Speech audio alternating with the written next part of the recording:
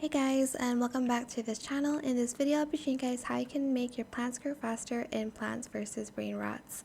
So you're going to purchase a water bucket, or you can get a premium water bucket from like Prizes and stuff.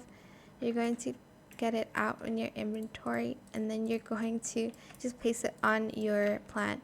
I think you can also use a speed potion. I am going to assume that's for to make plants grow faster, but I'm not going to use it because all of my plants are grown, so I don't need it. So that is it for this video. I hope it was helpful for you guys.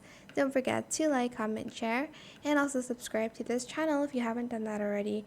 If you have any more questions about this video, just leave it in the comment section down below. I'll try my best to answer them all for you guys. And if you found this video helpful, please click the thanks button as well. That is it. Thank you so much for watching. Bye.